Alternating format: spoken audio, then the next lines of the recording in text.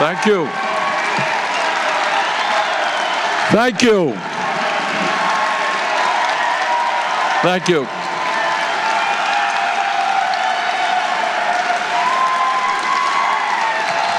Thank you.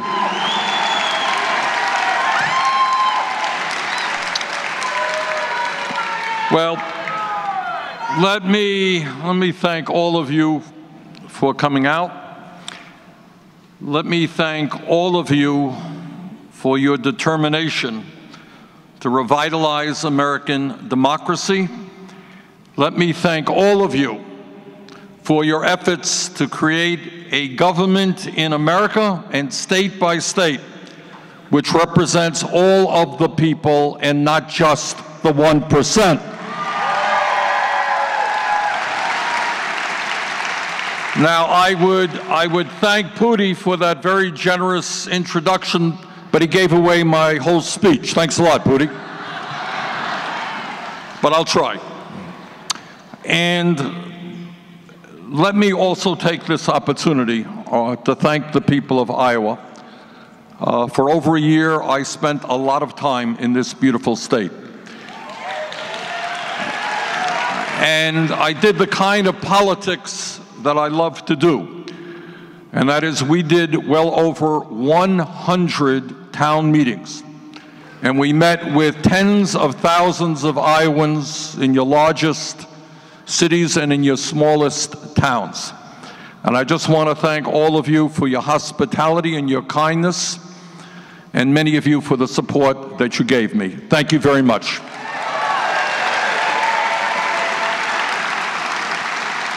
You know, during the campaign, I talked a whole lot about what I believe is absolutely essential for us to bring about in this country, and that is a political revolution. And that is exactly what CCI has been doing in this state for many decades.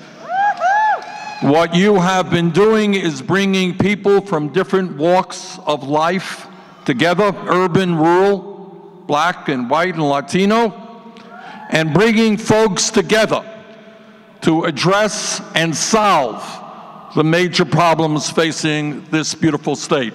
When low-income people in Waterloo and Clarksville have access to decent quality primary health care, CCI fought to establish the People's Community Health Clinic to provide affordable care to everyone who walks through the door. And at a time when primary health care is in disastrous shape throughout this country, that is a major achievement. When family farmers were struggling with a severe financial crisis in the 1980s, CCI helped over 1,200 small and mid-sized farms obtain the credit they desperately needed to stay in business. Our job is to fight for family farmers and take on corporate agriculture. Thank you for what you're doing. When predatory mortgage lenders were ripping off homeowners in Iowa, CCI changed the way they did business and helped recover over $5 million in assets for Iowa's families. Thank you, CCI. And maybe most importantly, when people in this room, in this state, in Vermont and all over this country understand that we cannot continue a political system in which billionaires buy elections, CCI has led the effort in this state to get big money out of politics by moving to public financing of elections.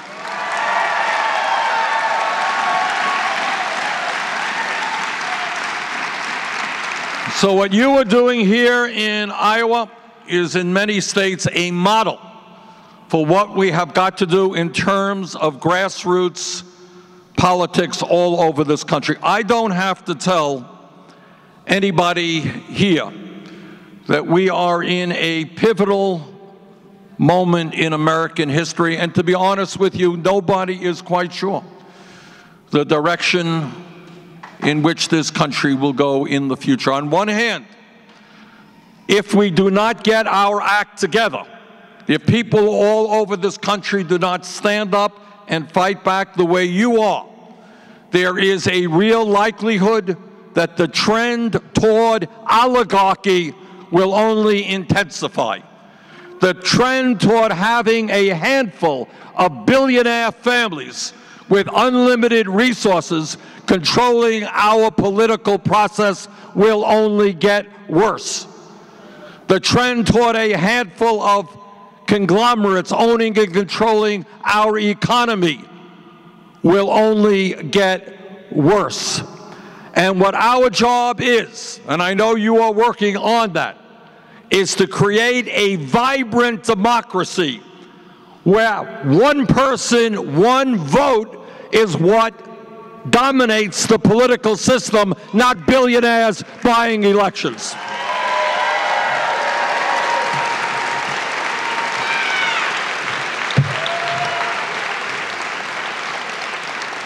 All of you are aware that one of the worst Supreme Court decisions in the history of our country, the 5-4 decision on Citizens United, has laid the foundation for the undermining of American democracy by saying to the Koch brothers and Sheldon Adelson and other billionaires, you can spend as much money as you want in order to buy candidates who will represent the wealthy and the powerful.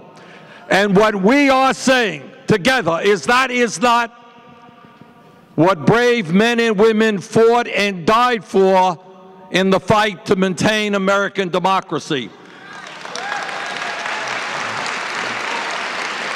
American democracy is not the Koch brothers buying elections. It is ordinary Americans determining the future of this country.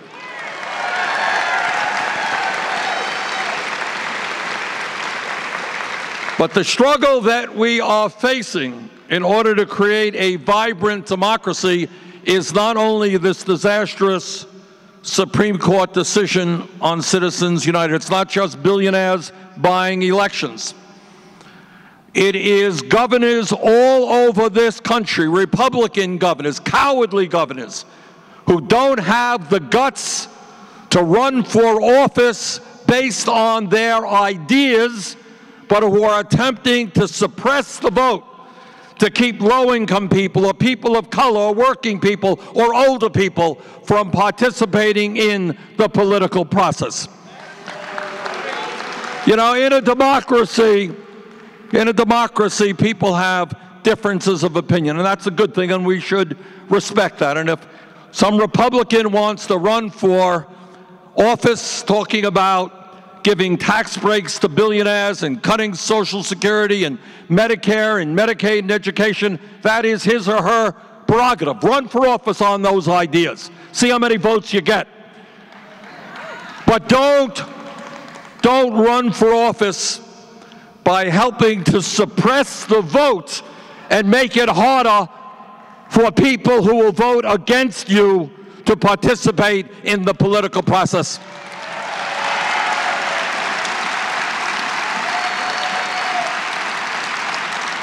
If you can't run for office based on your ideas, then get out of politics and get another job.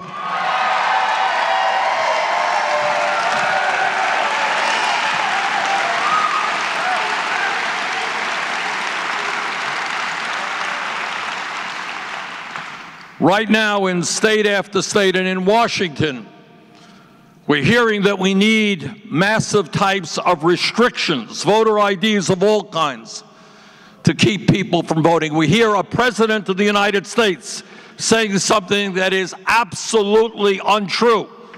No Democratic election official, no Republican election official agrees with him when he says 3 to 5 million people in the last election voted illegally.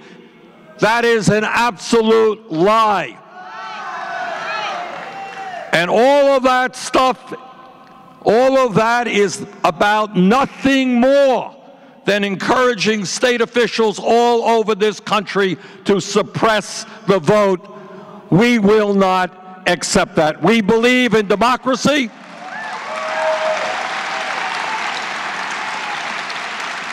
Our job together is to bring more people into the political process, not fewer.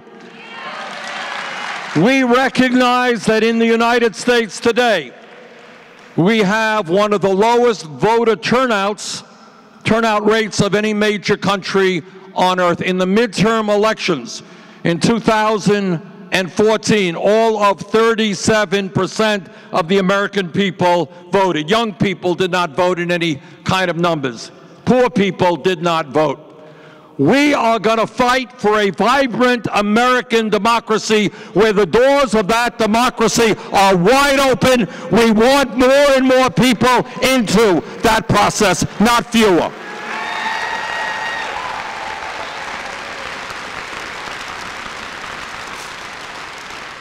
And instead of figuring out ways to make it harder for people to vote, we need to have automatic voter registration. When you're 18,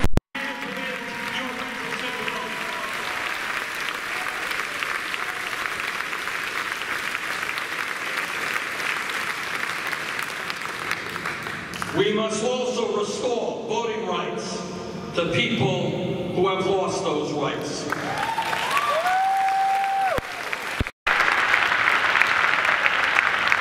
Many states take away the right to vote from convicted felons and do not restore that right even after those people have paid their debt to society. And in my view, that's wrong. After you pay your debt, you cannot lose your democratic rights as an American. Let's restore those rights.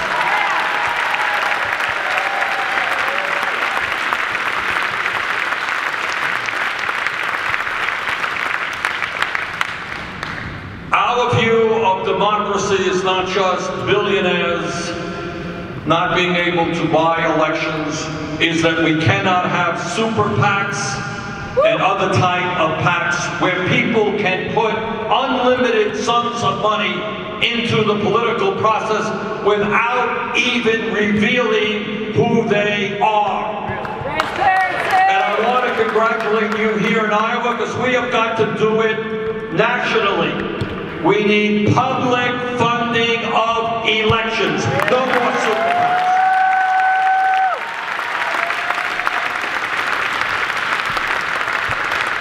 You know, the truth is that democracy is a very radical idea, and it's rather new to human history. 100 years ago, 150 years ago, the belief was that we have kings and czars and very powerful people, the head of countries, who had the divine right to rule, to determine whether people went to war, what taxes people paid. But all over the world and in our country, people said, no, we're going to end the rule of the few and replace it with the rule of the many. And I don't have to tell anybody here that the fight for democracy in this country has been a very difficult one from day one.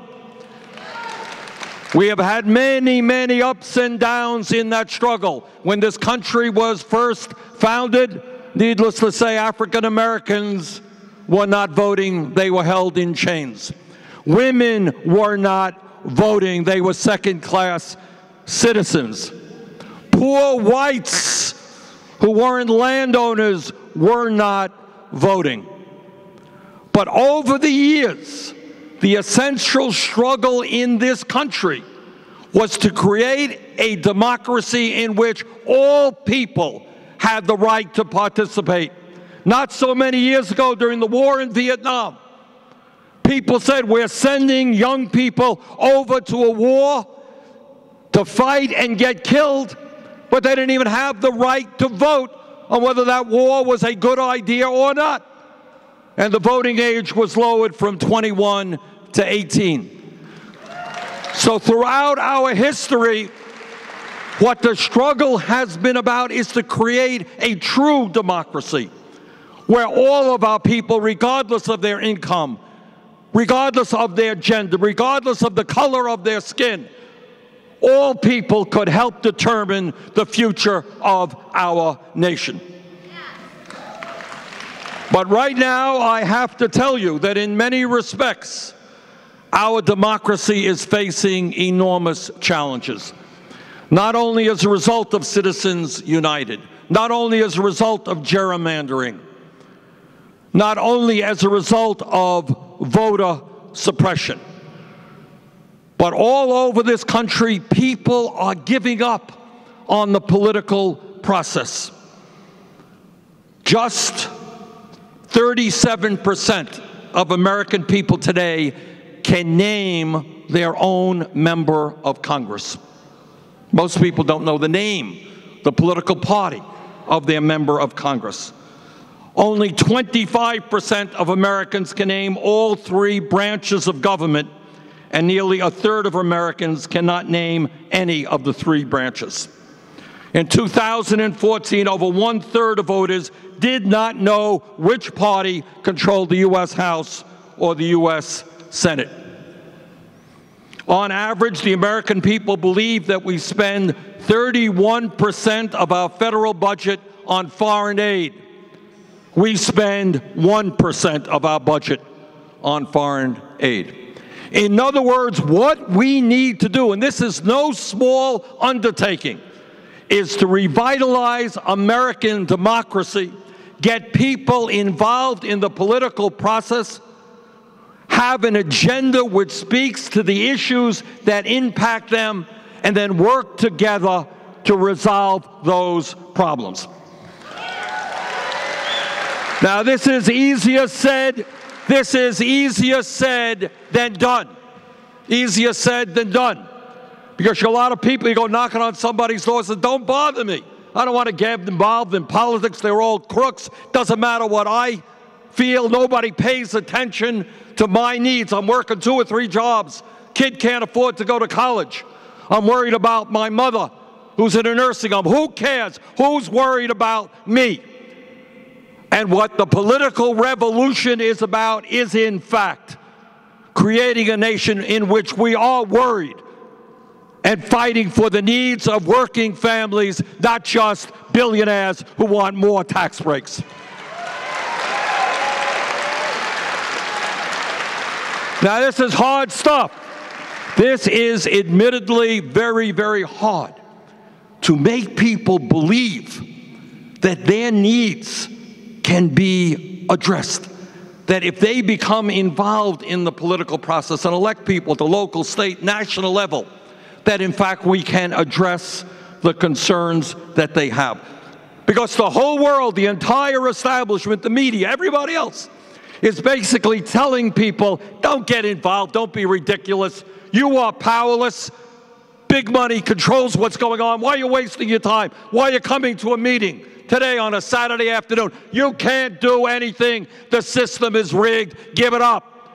But we are saying that we love this country, and we are going to fight for an American democracy that will make future generations proud.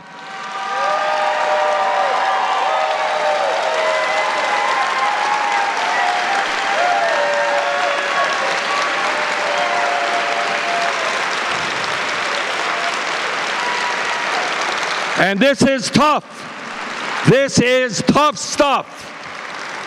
This is not easy stuff, and it's not going to be resolved in a day. But I know that all of you here in CCI are committed to making that happen. Now, I want to say a word to the people here in Iowa who voted for Donald Trump. When Donald Trump ran for president, he told the people of Iowa, he told the people of Vermont, told the people of this country that he was going to stand up for the working class of this country. that he was going to take on the establishment, that he was going to take on Wall Street, he was going to take on the pharmaceutical industry, he was going to provide health care for everybody. And I'm sorry to have to tell you this. I'm sorry to have to tell you what I know an increasing number of Americans understand, and that is Donald Trump lied.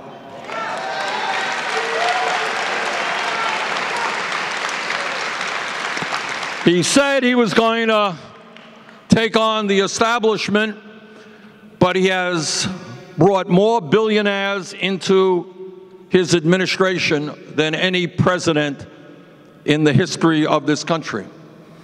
He said that he was very concerned about what Wall Street was doing to America, and yet he has brought in the president of Goldman Sachs to be his chief economic advisor.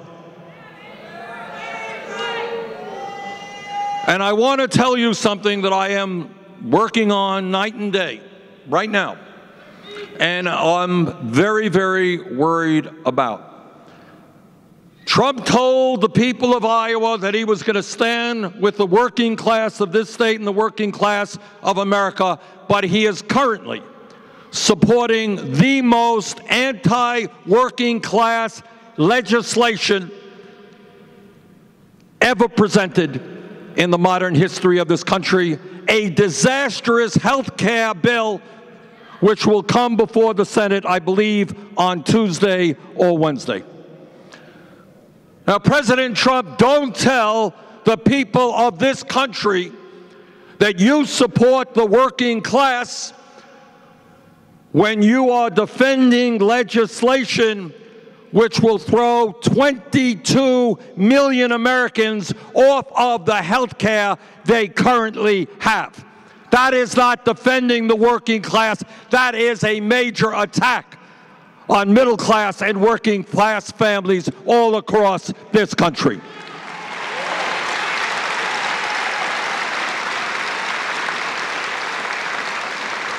Don't tell working families that you are concerned about their needs when you want to cut Medicaid by $800 billion over a 10-year period.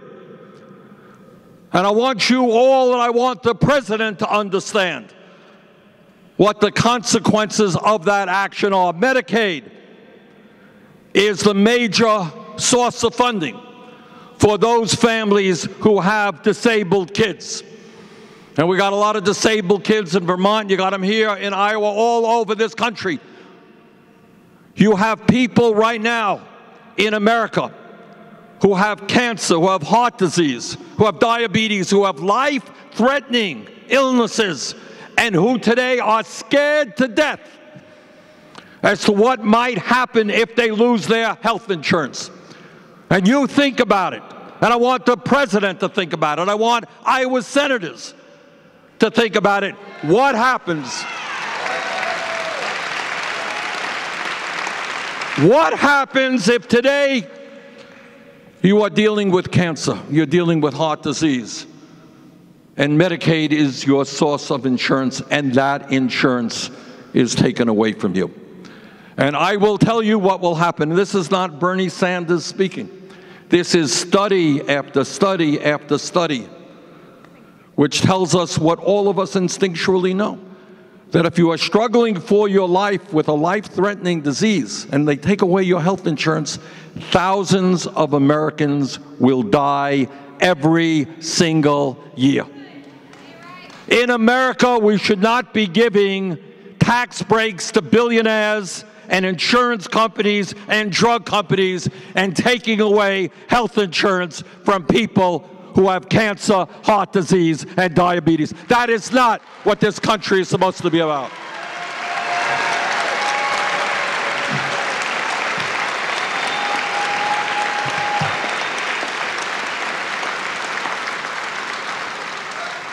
And to all of those people in Iowa and Vermont, throughout this country, who have pre-existing conditions, and there are millions of them. They are staying up nights and worrying, what happens if this Republican bill gets passed? How are they going to be able to get insurance that they can afford? And if the Republican bill is passed, they will not be able to get the insurance that they need and can afford. And let me tell you the politics of what's going on right now. There are 52 Republicans, 48 of us in the Democratic caucus. The Republicans will need 50 votes in order to pass this horrific legislation, because the Vice President will then cast the tie-breaking vote. Right now, 2 Republicans have said, for different reasons, that they will oppose what we call the motion to proceed. 2 Republicans. Senator Collins of Maine, for the right reasons. Senator Paul of Kentucky, because he thinks this bill did not go far enough, but will take his no vote nonetheless. Which means that right now we need 1 more Republican vote. And I say to Senator Grassley and Senator Ernst, please, please take a hard look at what this disastrous legislation will do to the people of Iowa and the people of America. And I say to them, I beg of them, please vote no on this legislation.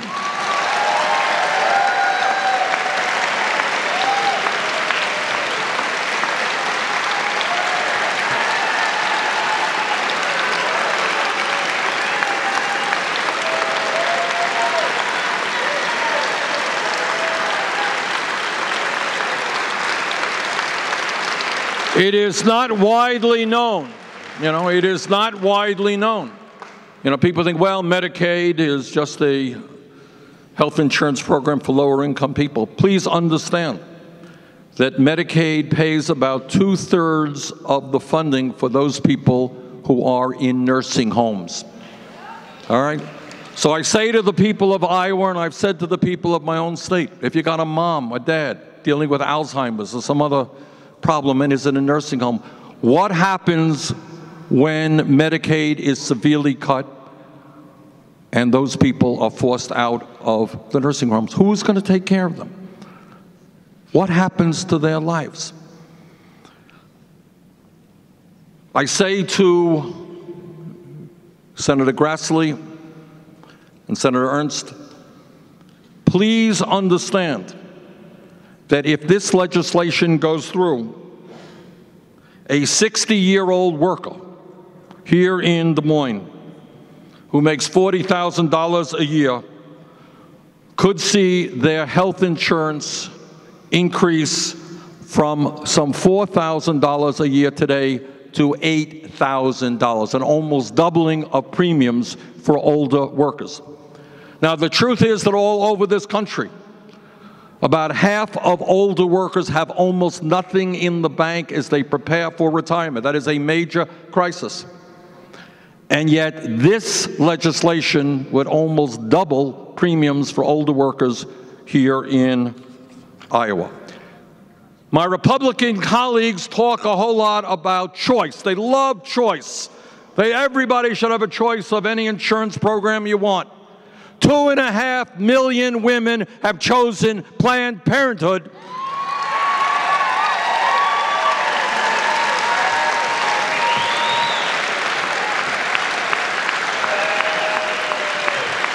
They have chosen Planned Parenthood as to where they want to get their quality health care. This legislation would defund Planned Parenthood. It would impact the 12 Planned Parenthood centers here in Iowa, and could result in leaving nearly 27,000 patients without the care they want and they need. Now, I'll tell you, you can know how bad this legislation is by the process that it has gone through. This legislation deals with 1/6 of the American economy, over $3 trillion. And by definition, it impacts every single person in this country because we all at one time or another need health care. You might think that a piece of legislation of such significance would have numerous hearings and discussions. What do doctors feel as to how this legislation would impact their ability to serve their patients? How do nurses feel about this legislation? How do hospital administrators feel about this legislation? How do advocates for senior citizens or people with disabilities feel about this legislation? This legislation is so bad that the Republicans have refused to hold one public hearing, and all of their deliberations are behind closed doors. That's how bad this legislation is. And I say to Senators Grassley and Ernst, if you don't believe me, then why don't you listen to virtually every major healthcare organization in this country, all of whom oppose this legislation.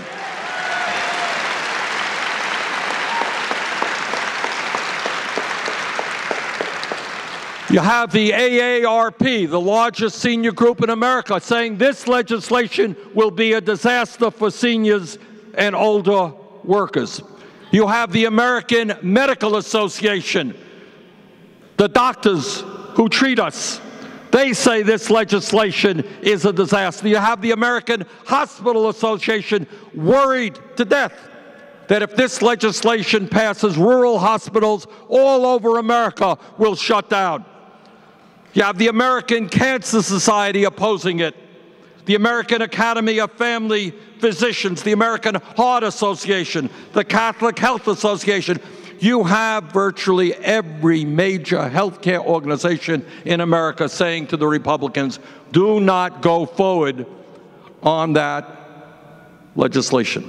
Now, all of us know, and there is no debate, that the Affordable Care Act, so-called Obamacare, is far from perfect. No one argues that. No one argues that deductibles are too high, that co-payments are too high, that premiums are too high, and certainly nobody argues that the prices that we pay for prescription drugs are much, much too high, and that we've got to take on the greed of the pharmaceutical industry.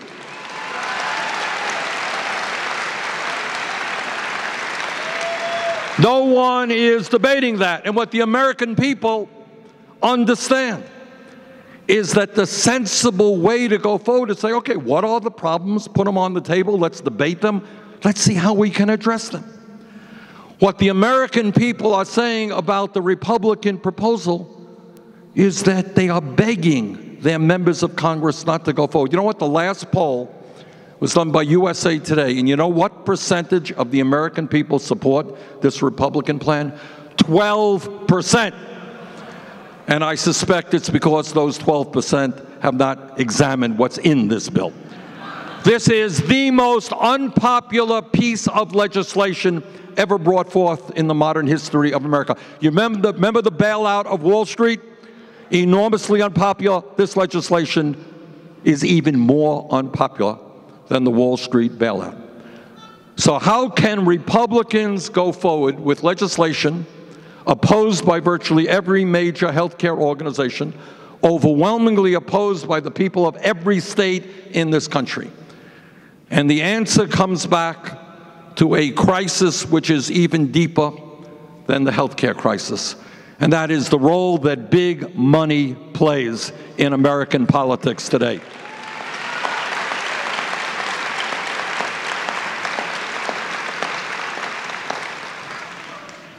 Brothers and sisters, our job is not only to defeat this disastrous proposal. And we got a lot of work to do in the next few days.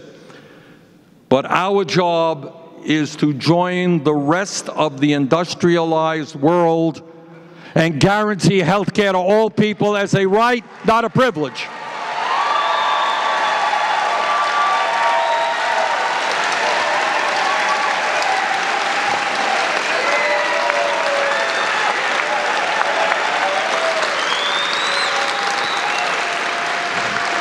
Unbelievably, at a time in which we have 28 million Americans today, this is before the Republican legislation, 28 million people with zero health insurance. If the Republican legislation passes, there will be over 50 million people without any health care. And what we have got to ask ourselves and what we have got to demand that Congress address is a very simple fact. How is it that the country I live next to, I live 50 miles away from the Canadian border, how come Canada can provide health care to every man, woman, and child in a much more cost-effective way than our dysfunctional system?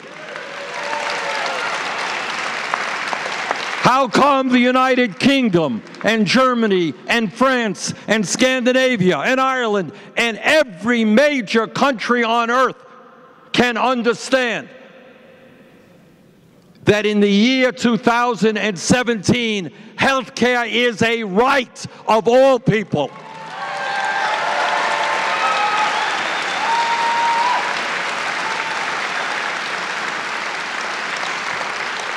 Our immediate task with regard to health care is to defeat this horrific legislation. But as soon as we accomplish that, I will be introducing legislation which is gaining more and more support all over this country for a Medicare for all single-payer program.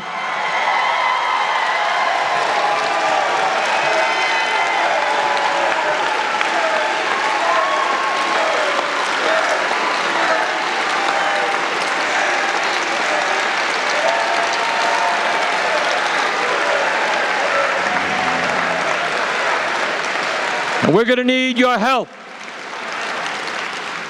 And we're going to need your help on that. But here's the point. And it is true not only for health care, it is true for so many other issues. You know, the media often states that we are a divided nation. And in some ways we are. There are issues out there, issues of abortion, issue of gay rights, guns. These are issues, in fact, in which Americans are very much divided. But the truth of the matter is that on virtually all of the major economic crises facing this country, guess what? We are not divided, we are united.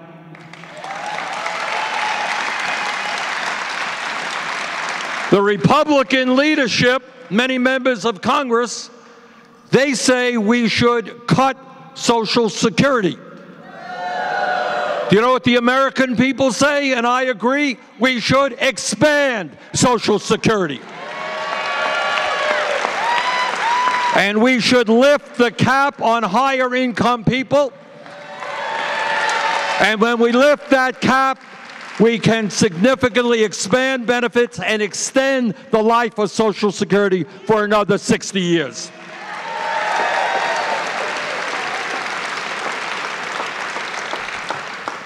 I was in Iowa, I think it was in Des Moines, during the campaign, and I was talking about student debt. And I remember like it was yesterday, I was mentioning that in Burlington, Vermont, I had a meeting and a young woman came forward and she said, Bernie, I just graduated medical school and I was $300,000 in debt, which I thought was pretty amazing. And a young woman, I think from Des Moines, came forward and you said, you think that's bad? I just graduated dental school, $400,000 in debt. We live in a competitive global economy. We need the best educated workforce in the world if our economy is going to grow and be prosperous in years to come.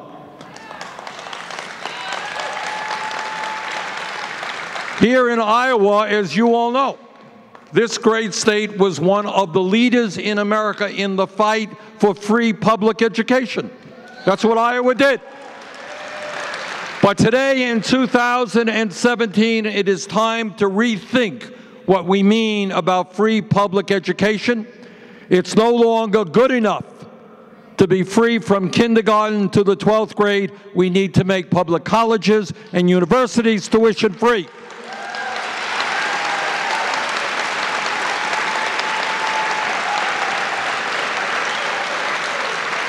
And we need to substantially lower that student debt, which is a nightmare for millions of people in this country.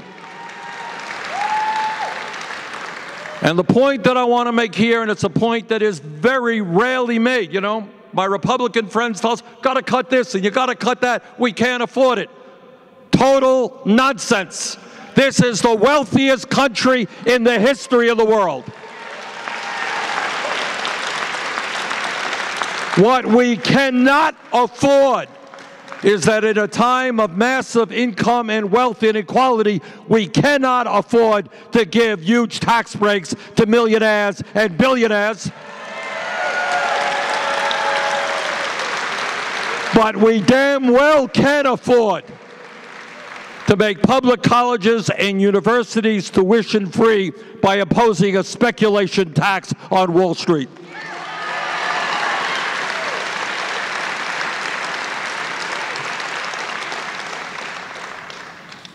And by the way, again, we don't hear a whole lot about it on media. We don't hear about it certainly from our Republican friends. But what polls tell us is that we're at a time when the top 1/10 of 1% now owns almost as much wealth as the bottom 90%. When many of you are working 2 or 3 jobs, but we're seeing 52% of all new income going to the top 1%. Do you know what? Democrats and independents and Republicans are saying it is time to demand that the wealthiest people in this country start paying their fair share of taxes.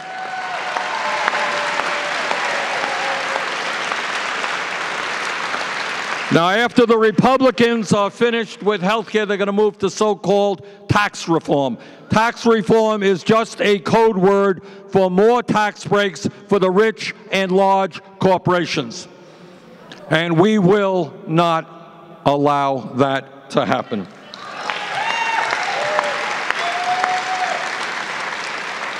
I was here in Des Moines probably a year ago. And I was talking to somebody, got a farmer's market here, right, in Des Moines, right? And I went through the farmer's market. Was it on a Saturday mornings is when it is? And I went through it and I was talking to some people and I ran into a guy whose job it was to collect some of the produce that was not sold and take it to an emergency food shelf here in Des Moines. I think he worked for some church. And I asked him, I said, I'm kind of curious, what percentage of the people who go to the emergency food shelf are working and what percentage are unemployed? And he said that over 90% of the people who use the emergency food shelf here were working people. And that tells me, not only here in Iowa, but in Vermont and all over this country, that if you work 40 or 50 hours a week, you should not be living in poverty. You should not be having to go to an emergency food shelf to feed your family.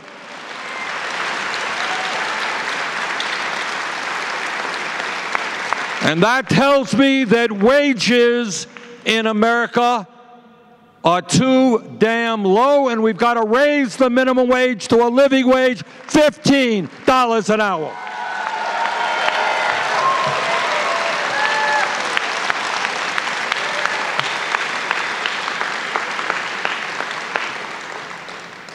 And here's another area where there is widespread agreement, not disagreement, among Republicans, independents, and Democrats. Anybody who gets in their car and drives over roads in this country, anybody who goes over bridges which are in need of repair, anybody who goes to an airport and has to deal with delays every single day, anybody who has a water system that is not producing the quality clean water that we need understands that our infrastructure is collapsing.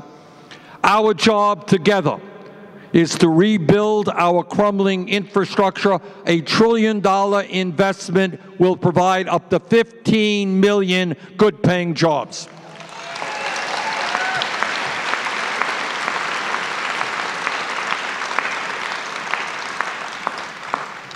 So my point is that on issue after issue, pay equity for women, widespread agreement. Who in America believes the women should be making 80 cents on the dollar compared to men?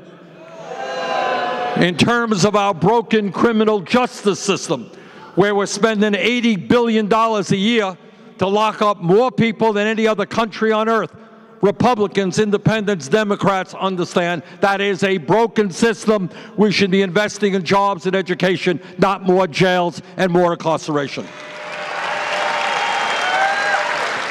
Immigration reform, majority of the American people understand that we need comprehensive immigration reform and a path towards citizenship. Not Bernie Sanders, the majority of the American people.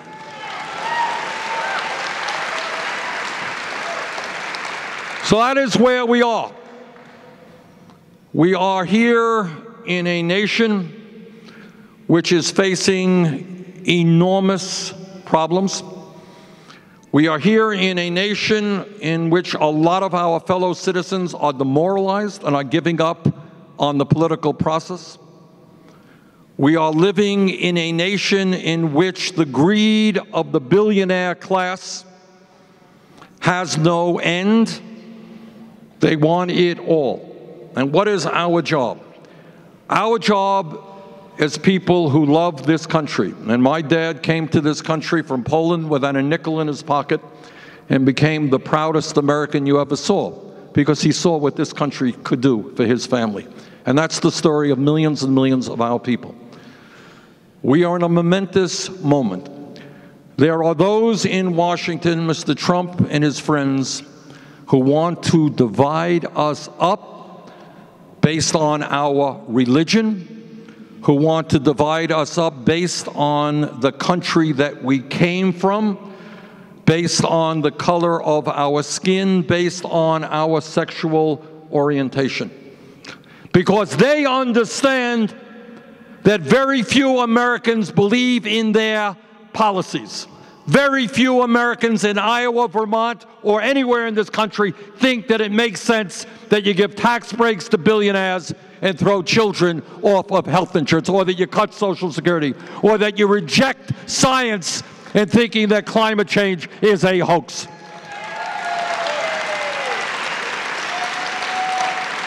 And by the way, I want to congratulate Iowa for helping to lead this country moving toward wind.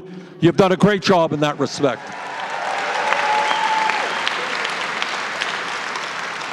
So what a desperate party, a party that has no ideas except serving the interest of corporate America and billionaires, their only play, the only thing they can do is try to divide us up. And our job is not to fall for that bait.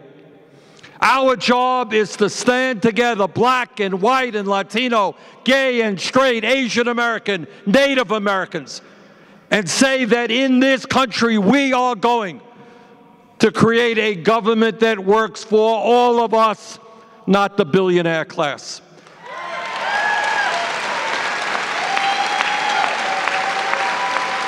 That we are not going to suppress the votes, that we're going to revitalize American democracy and create a system which has the highest voter turnout of any country on earth.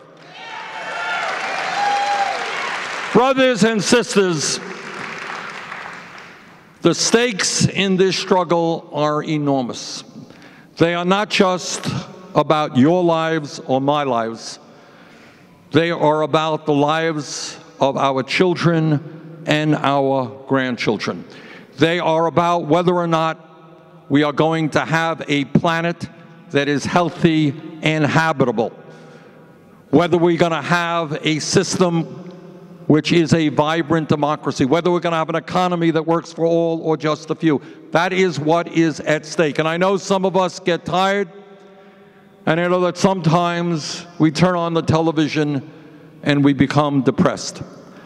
But all I can tell you is remember American history. Remember the difficult days. Remember 150 years ago, workers in this country were working in factories 70, 80 hours a day and had no power. They stood up and they created the trade union movement. Remember that in our lifetimes, our African American brothers and sisters were denied the right to vote, and their kids went to segregated schools. Remember 100 years ago in this country, women were not running for governor or president. They didn't even have the right to vote, but they stood up and they fought back.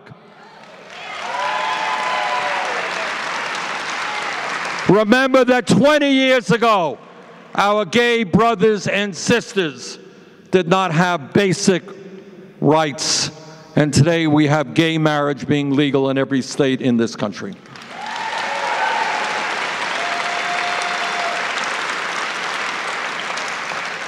The times are difficult, and the people that we are taking on have unbelievable power. They have unlimited amounts of money, and I mean unlimited amounts of money. But I believe today, as I have always believed, is that when working people, ordinary people, stand up and they don't allow ourselves to be divided, when we do that and when we have a vision of an America that works for all of us, nothing will stop us in achieving our goals. Thank you all very much.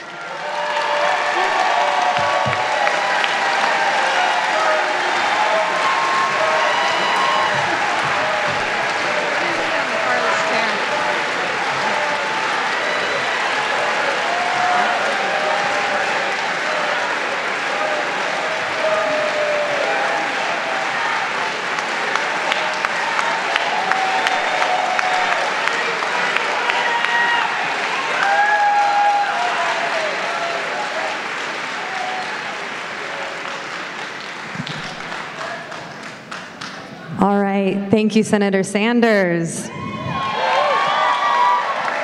So we've got just a little bit time left with Senator Sanders, so I'm going to do a little Q&A with him, and here's what the format's going to look like. So Iowa CCI Action, we sent out an email and asked our followers on Facebook and Twitter what they wanted to ask Bernie. From the submissions, we've selected a few questions from all over the state. So here's what I'm going to do. I'm going to read the selected questions, they'll also be up on these screens, and if it's your question, please wave at us and holler a little bit, and then we'll hear what Senator Sanders has to share with us. Sound all right? All right. So our first question is from Dean Pressman of Ames. Is Dean here? All right. So Dean wants to know, how do we convince your congressional colleagues that a basic health care safety net is a right for all and not a privilege reserved for the rich? We do that when millions of people stand together and we say that if you vote to take away health care, if you do not move us in the direction of every other major country on earth, if you continue to believe that it is okay for millions of Americans not to be able to go to a doctor when they are sick and unnecessarily suffer and sometimes die, if that is what you believe, you're not going to stay in office very much longer. That's a pretty clear message for us CCI Action members, huh? So our next question is from Eric Giddens of Cedar Falls. Eric, are you in the house? All right. So Eric asked, I am running for school board in my community right now. All right. What advice do you have for me and others seeking local, nonpartisan elected offices in Iowa in terms of campaigning and then holding these offices? Great. First of all, Eric, congratulations. Good. One of the lovely things, one of the great things that we're seeing all over this country is lots of people getting involved in the political process who a few years ago would not have thought of that. All right? And we're seeing people running for city council, for school board, for state legislature in a way that we have not previously seen, and in many cases are doing really, really well. I was in Morgantown, West Virginia, I think last week. They ran 7 candidates for the city council, every one of those candidates won. Jackson, Mississippi elected a new, very progressive mayor in Jackson. In California, the grassroots are close to taking over the largest Democratic Party in the United States of America. So my answer is, what I've always believed, is that the way you win elections and the way you make change is not through 30-second TV ads, but it is by knocking on doors and talking to people. And I'm glad you're running for school board, because too often we are not paying the kind of attention that we should to education at the local level. And I think when you knock on doors and you talk about your desire to have high-quality education for all kids and the importance of education today, and maybe talking about moving toward affordable or free child care within school systems throughout this state, I think you're going to find a whole lot of people nodding their heads, whether they're Republicans, Independents, or Democrats. So my major suggestion to you is work hard, knock on every door in your district, you'll win the election. Thank you. The next question we have is from Ashley Parker of Des Moines. I know Ashley's here. All right, there, right back there. All right, so Ashley says, scientists report that we will be seeing the devastating effects of global climate change as soon as the next decade. How will we make the bold and absolutely necessary changes to radically reduce our carbon emissions with Republican climate change deniers and big oil cronies in control of most of the branches of our government? Thank you, Ashley, for that question. The debate with regard to climate change is over. The scientific community is virtually unanimous. Climate change is real. The planet is warming. Climate change is caused by human activities, and as the question implies, climate change is already doing devastating harm in our country and around the world. And I have to tell you, frankly, that it really is an embarrassment to all of us that all over the world people are looking at the President in the United States who is saying climate change is a hoax. How can you run a government if you reject basic science? So that's the bad news. The bad news is that we have a president who denies the reality of climate change and has appointed to high positions in the Department of Energy and the EPA some of the most anti-environmental leaders in the modern history of this country. Here is the good news, and it's a lot better than the bad news. And the good news is that all over this country and all over the world, and Trump can't stop it, the movement is toward energy efficiency and sustainable energy. The cost of solar is plummeting. Cost of solar is plummeting. I just met with some of the leaders in the solar and wind industry, and they both say that solar and wind prices will continue to plummet. In Chile, recently, Chile signed a contract which will provide the cheapest electricity production in the history of the world through utility solar resources. Solar costs are going down and down, wind costs are going down and down. Energy efficiency is a no-brainer. Making sure that our homes and buildings are energy efficient can save an enormous amount of energy. And by the way, as you know, here in Iowa, when we invest in solar, invest in wind, when we invest in energy efficiency, we create millions of jobs. We got to move toward transportation, improving our rail system, moving to the electrification of our vehicles, our transportation system. So the momentum is all with us. And it is not with coal, and it is not with oil. Time is on our side.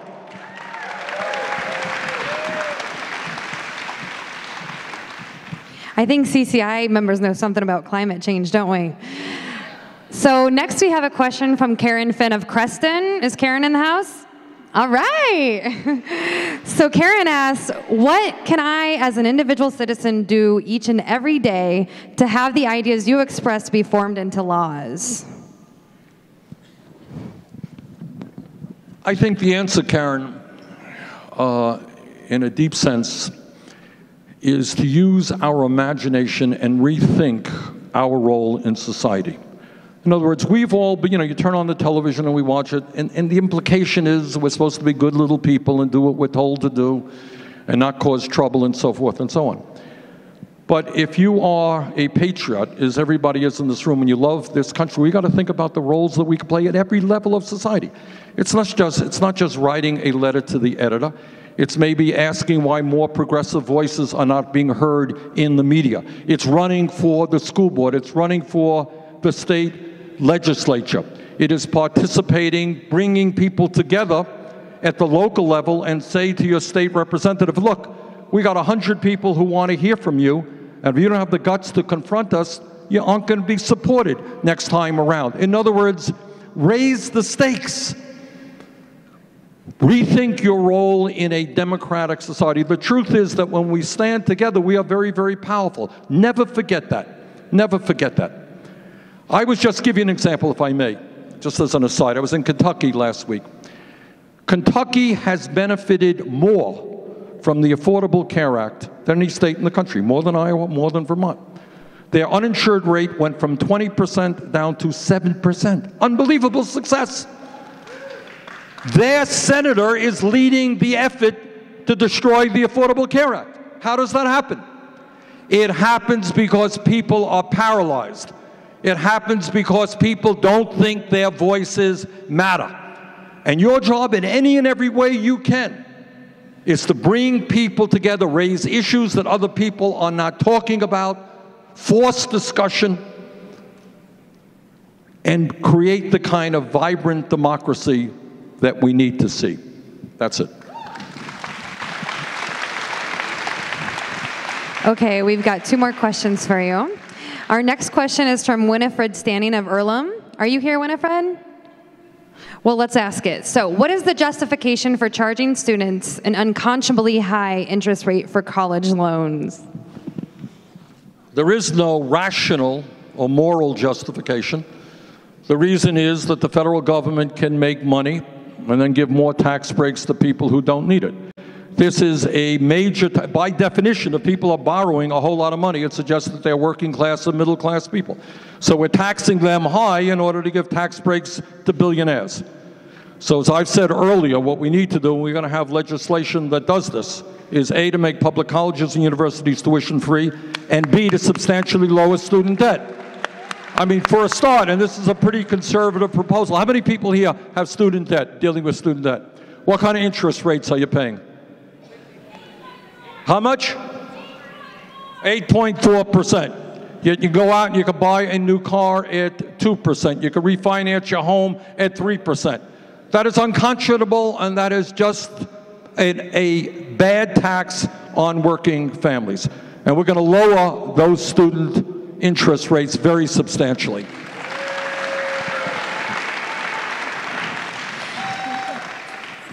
I think you've given us a lot to think about, but just for our final question from Jean Marie Schwendinger of Ankeny, we would like to know, can you please give us 3 reasons why you are hopeful in this world of chaos? Well, the first reason is we don't have an alternative.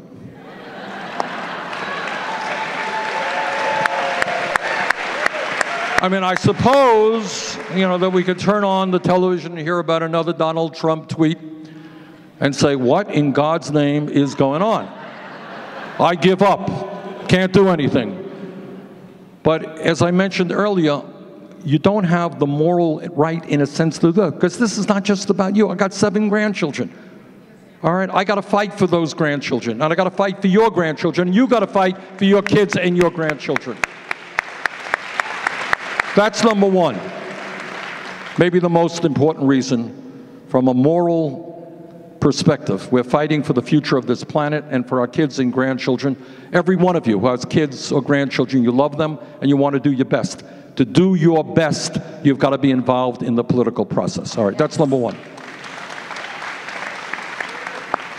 Number two, I have had the privilege, and it's a privilege not bestowed on many people, to not only be a United States Senator from my own state of Vermont, and I hope you all visit us, we are a very beautiful state, but also to have visited 48 states of this country running for president, spending a lot of time in your state.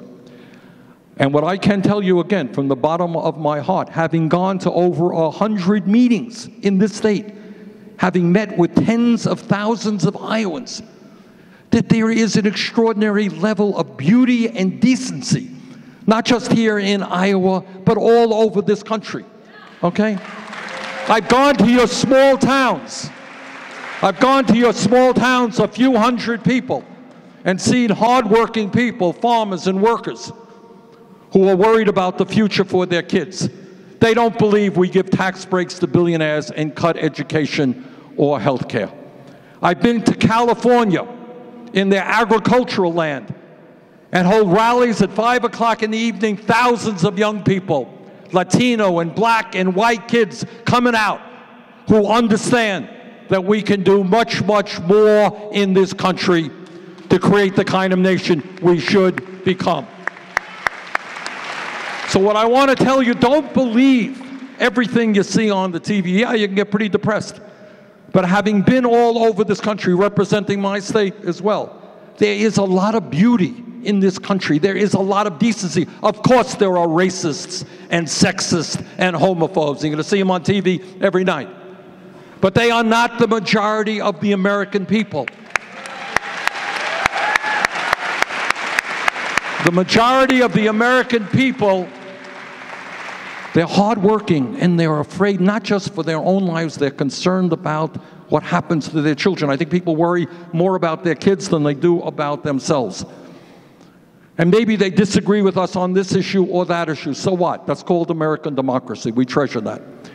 But what I want to tell you, my reason for optimism is, having been all over this country, I see the decency in our people. And our job is to bring our people together, not allow ourselves to be divided up, to think big, not small, to ask why not, rather than simply listen to billionaires who think we should cut Social Security or health care.